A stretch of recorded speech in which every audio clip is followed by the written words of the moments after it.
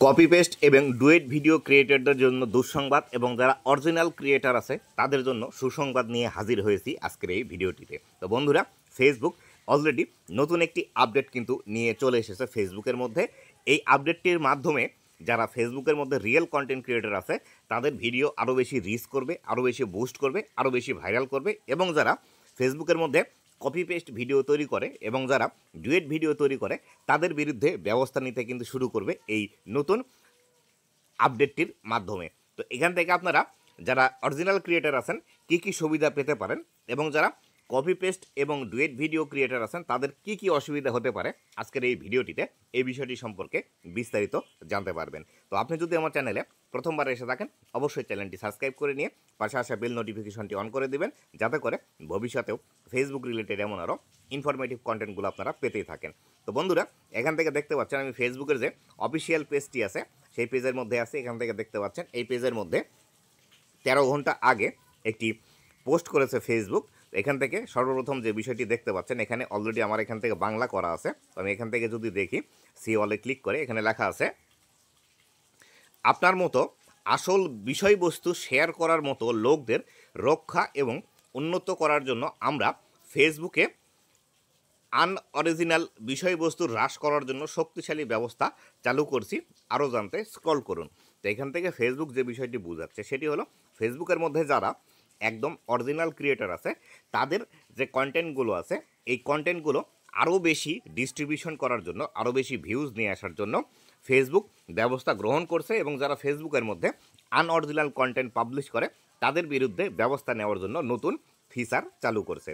তো কী ফিচার চালু করবে, এখান থেকে আমি যদি এই যে ইনফোগ্রাফিক্স আছে এই ইনফোগ্রাফিক্সের উপর ক্লিক করি তাহলে এখান থেকে দেখতে পাবো সর্বপ্রথম লেখা আছে new on Facebook combating unoriginal content. তো এখান থেকে ফেসবুক আনঅরিজিনাল কন্টেন্টের সম্পর্কে যে ব্যবস্থা গ্রহণ করবে সেই বিষয়টা এখান থেকে আমাদেরকে বোঝাচ্ছে। তো নিচের দিকে যদি আমি চলে আসি তো এখান থেকে লেখা আছে reducing unoriginal content. Unoriginal content Facebook থেকে রিডিউস করা হবে বা মাইনাস করা হবে বা বাদ দেওয়া হবে, এই বিষয়টি এখান থেকে বোঝাচ্ছে। তো লেখা আছে to often the same meme or video pops up repeatedly, sometimes from account presenting to be the creator and other times from different spammy account. To protect an relevant creator sharing original content, we are introducing strong measures to reduce unoriginal content on Facebook. তো এখান থেকে যে বিষয়টি বলছে, আমরা যে ভিডিওর মধ্যে অনেক সময় মিম ইউজ করে থাকি বা আমরা একটি ভিডিওর মধ্যে অনেক সময় ফানি যে ক্লিপগুলো ইউজ করে থাকি, এই ক্লিপগুলো বিভিন্ন পেজ বিভিন্ন সময় বারবার ইউজ করার কারণে এই একই বিষয় আমরা বারবার দেখতে পাই। এই বিষয়গুলো আর ফেসবুক দেখাতে দিবে না। আপনি যদি একজন ক্রিয়েটার হয়ে থাকেন সেই ক্ষেত্রে আপনার যদি ফানি কোনো ফুটেজের প্রয়োজন হয় বা কোনো ক্লিপের প্রয়োজন হয় তাহলে সেক্ষেত্রে আপনি নিজে থেকে নতুন করে বের করুন, অথবা আগের যেগুলো আছে এগুলো আপনি ব্যবহার করতে পারবেন না। যদি আপনি আপনার ভিডিওর মধ্যে এই বিষয়গুলো ইউজ করেন তাহলে সেই ক্ষেত্রে আপনার এই ভিডিওটি স্পামি কন্টেন্টের আন্ডারে চলে আসবে, আনঅরিজিনাল কন্টেন্টের আন্ডারে চলে আসবে, এবং আপনার এই কন্টেন্টগুলো ফেসবুক থেকে রিমুভ করে দেওয়া হবে। পরবর্তীতে আসি, এখান থেকে যে বিষয়টি বোঝাচ্ছে ফেসবুক হোয়াট টু এক্সপেক্ট। তো এইখান থেকে যে বিষয়টি বলছে account that properly reuse someone else video photo. তো এখান থেকে ফেসবুক যে বিষয়টি এখান থেকে আমাদেরকে বোঝাচ্ছে সেটি হলো আপনি যদি অন্য কারো একটি ভিডিও আপনার ফেসবুক পেজের মধ্যে পাবলিশ করেন তাহলে সেই ক্ষেত্রে আপনি যে পেজের ভিডিও পাবলিশ করেছেন সেই পেজের নাম এখান থেকে এই যে নিচের দিকে আপনি এখান থেকে দেখতে পাবেন। এই যে দেখুন এখানে ইনফোগ্রাফিক্সের মধ্যে দিয়ে দিয়েছে। আপনি যদি কারো ভিডিও ইউজ করেও থাকেন তাহলে সেই ক্ষেত্রে যে অরিজিনাল পেজের মালিক সেই পেজের নাম কিন্তু এখান থেকে দেখাবে। দেখুন এখান থেকে আপনাদেরকে জুম করে দেখাচ্ছি, আপনি অন্য কারো ভিডিও পাবলিশ করে দিলেও আপনার ভিডিওর নিচে যে পেজের ভিডিও বা যার ভিডিও আপনি ইউজ করেছেন তার অরিজিনাল নাম এখান থেকে কিন্তু দেখাবে। এই বিষয়টি অবশ্যই মনে রাখবেন, এবং বর্তমান সময়ে এই বিষয়টি কিন্তু ফেসবুকের মধ্যে অলরেডি চালু করতে শুরু করে দিয়েছে, যার ফলশ্রুতিতে আপনি যদি কারো ভিডিও কপি করেও থাকেন সেই ভিডিওর যে অরিজিনাল মালিক আছে বা অরিজিনাল যে পেজ আছে সেই পেজের নাম কিন্তু খুব সহজেই ফেসবুক আপনার ভিডিওর মধ্যে দেখিয়ে দিবে। এবং আরেকটি বিষয় এখান থেকে বলে দিচ্ছে ফেসবুক, আপনি যদি কিছু কপি করে থাকেন সেই ক্ষেত্রে আপনার এই কপি ভিডিওর ডিস্ট্রিবিউশন বা রেকমেন্ডেশন একদমই কম করে দিবে।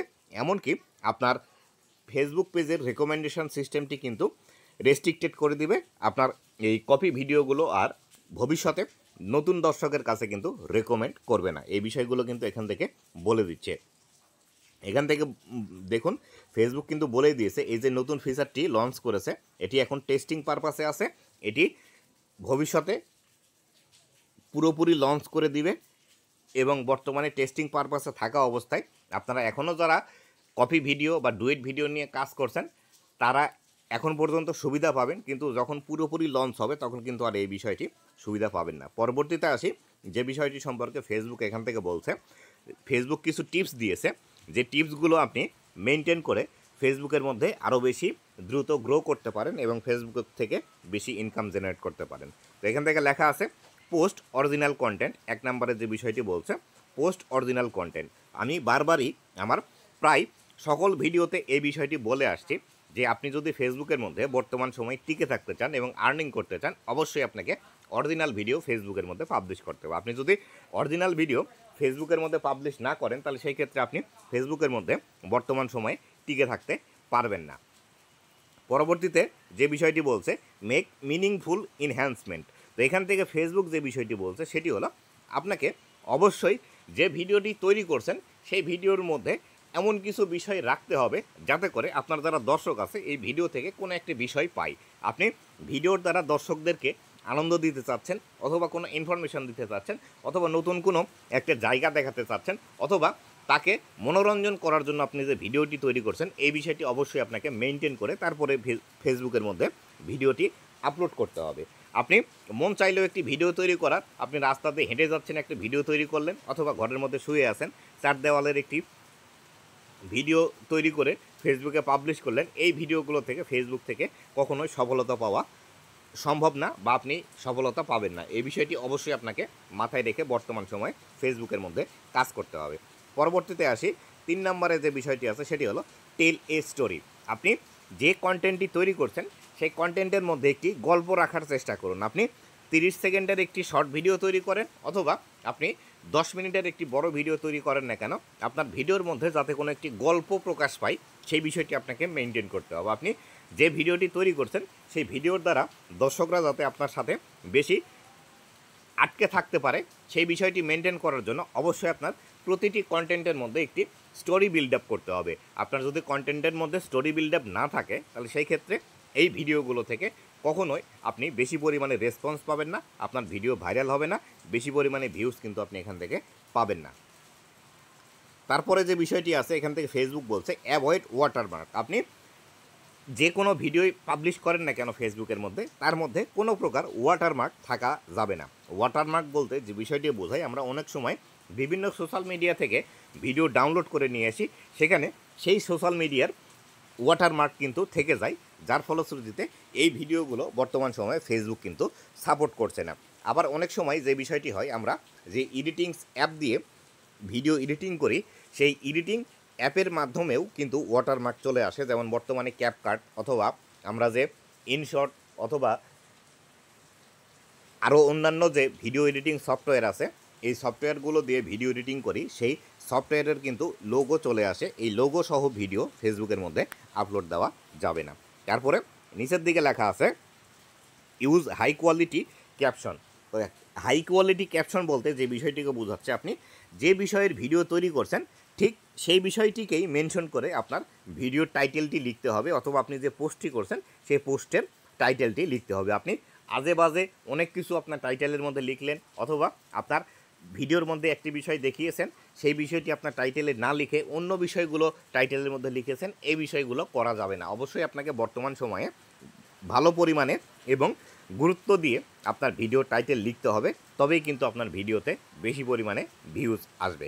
আর যারা কপি ভিডিও বা ডুয়েট ভিডিও তৈরি করেন আমি তাদেরকে বলতে চাই, আপনারা যদি এখন পর্যন্তও চান ডুয়েট ভিডিও বা কপি ভিডিও থেকে ইনকাম করতে, সেই ক্ষেত্রে অবশ্যই আপনাকে ভালো পরিমাণে এডিটিং স্কিল অর্জন করতে হবে। আপনার ভিডিওর যদি এডিটিং স্কিল ভালো না হয় এবং ভিডিওর মধ্যে যদি আপনার ক্রিয়েটিভিটি না থাকে বা আপনি সেখানে নিজের কোনো বিষয় অ্যাড করতে না পারেন, তাহলে সেই ক্ষেত্রে আপনি ডুয়েট ভিডিও করেন আর কপি ভিডিওতে ভয়েস ওভার করেন না কেন, আপনি এখান থেকে ইনকাম জেনারেট করতে পারবেন না।